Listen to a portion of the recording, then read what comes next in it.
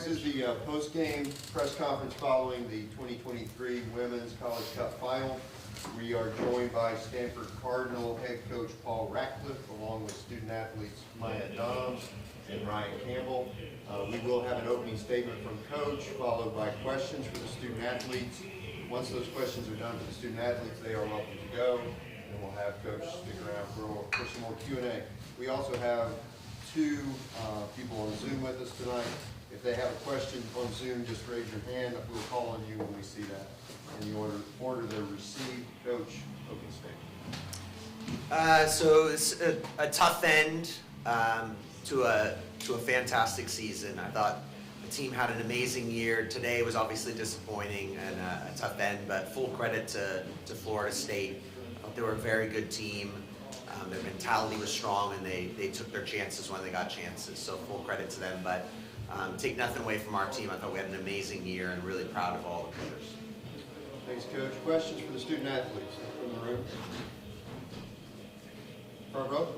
Yeah, Ryan, what does Florida State do for World?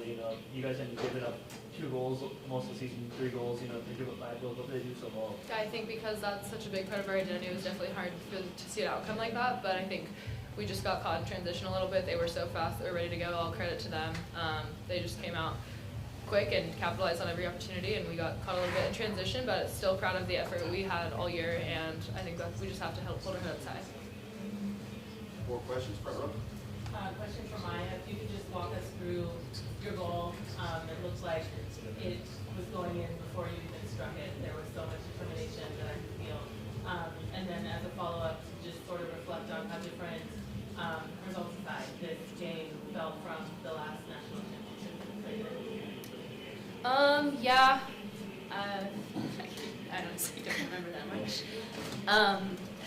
A lot of goals before, but yeah, I think so. Someone played Jazz a ball, and she took a really good touch around a defender. She saw that the cube was coming out. She played it to Dre, and I asked for it under Dre, and saw someone coming this way, so I cut to the right and found the corner. As far as the championship, my freshman year versus this year, I mean, that one was a battle to the end. We played a full 110 minutes. This one only ended in 90, and it kind of ended before those 90 minutes. But I'm so proud of this team for not giving up the whole time. I don't think it showed that we gave up, but we even though we got scored on so many times, we never gave up, and we have no shame.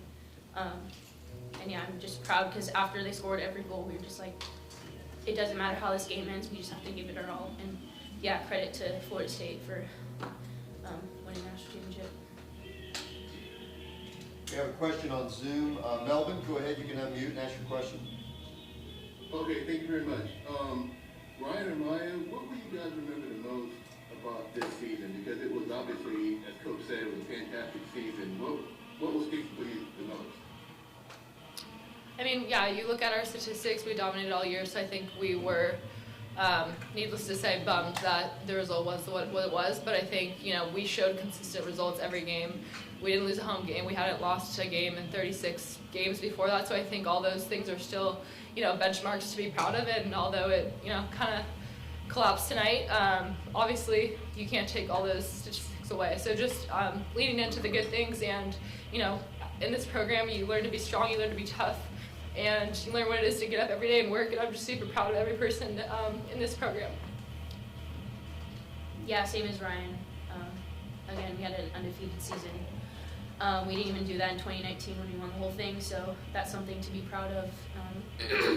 This team was special, and tonight we definitely weren't expecting the scoreline to be what it was, but again, I'm really proud of this team, and no shame. Yep, I would just add my favorite quote from Eleanor Roosevelt, which is, "No one can make you feel inferior without your consent." So while we're going to have to take this chin, while this is going to stay with us for a while, I know personally I'm a goalkeeper. Obviously my goal is to keep shutout, so 5 goals is not something I'm happy about. It's not something my coach or my teammates are happy about. But, I think it's a great thing. We'll come out hungry next year. I know that, those girls in there are fighters, and we're going to make a statement from game 1 next August. So, yeah. Maya, what are your plans for next year? Yeah, as of right now, I think I'm going to enter the end-of-episode draft. That's all I know for right now, but yeah. Any other questions from the room? Any on Zoom? Not seeing any. Congratulations on a fantastic season. Thank you guys. Thank you.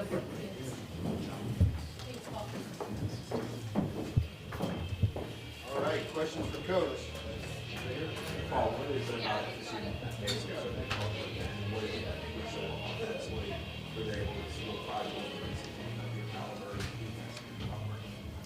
Yeah, I think they have a front five with great individual flair. They're athletic, they're technically good, and they have the mentality, it's a goal-scoring mentality, so I was very impressed with them. I think it didn't help, obviously, that we conceded a penalty kick early, and that broke the ice for them and built their confidence, and then they capitalized on the momentum of getting that penalty kick right away to go up 2.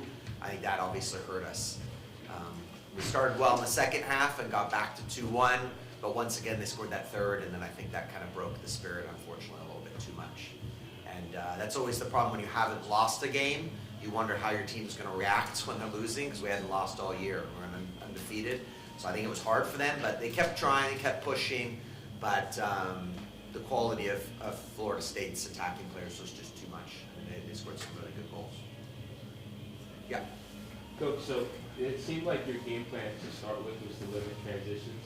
Was that something that you kind of had to, I mean, obviously go away from, let's say? Yeah, absolutely. It's something we talked about at halftime.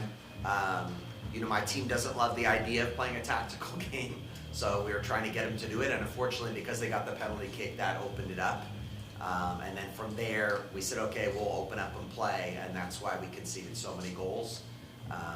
But we scored a goal on them, and that was our objective. So, and when it was 2-1, it looked like a great idea, and then, you know, unfortunately, it didn't work out. But we tried enough then to lose. You know, if you're going to lose, you're going to lose. Doesn't matter how many in my eyes. A loss is a loss, but I'm proud of the team. They gave everything, and we learned a lot as a team and grew a lot as a team this year, and exceeded my expectations from early on to get to the final. Was an extraordinary feat in my eyes. But you know, I like to win. I'm a competitor, so I don't like the feeling right now. And I know my team doesn't like it either. More questions from the room? Front row? Yeah, you know, year 2 of Brian Pensky, what have you seen from his coaching, just, you know, to take over a program of obviously a leader already, but, you know, and keep him at that level and then bring a championship in the second season? What have you seen from him? Yeah, no, it's impressive. I think the coach before him did an amazing job too, and they had a run. I think some of these players have probably already won a national championship, so I think you have that leadership.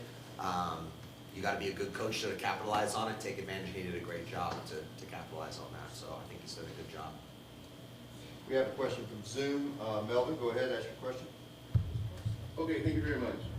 Coach, did Florida State do anything tactically different tonight than you saw on film that surprised you at all? No. Front row. Women's soccer at every level is changing pretty rapidly.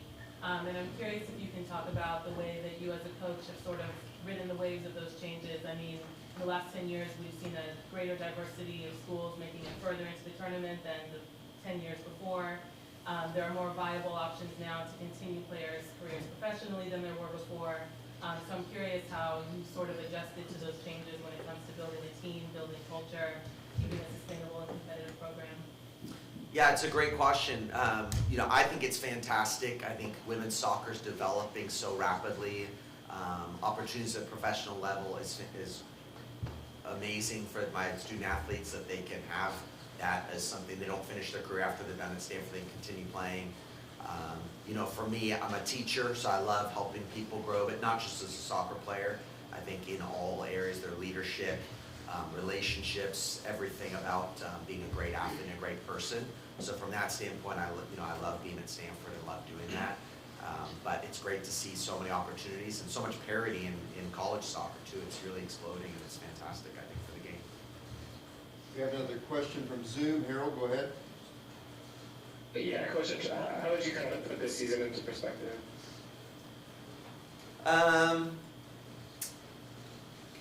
That's a good question. I don't know if I've yet done that. You know, I think I'm really proud of the group.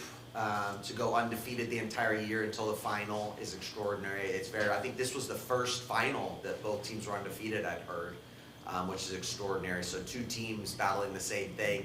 So I think the loss is the hardest to take when you haven't lost all season and then you lose. And then obviously the magnitude of the game being a national championship hurts even more. So from that standpoint, I think it'll take a little while to sink in. But if I try to have perspective on it, what a great year to get to the national championship and be on this journey with such an amazing group of young women. And my coaching staff was incredible. I'm really proud of what we did. Time for one more.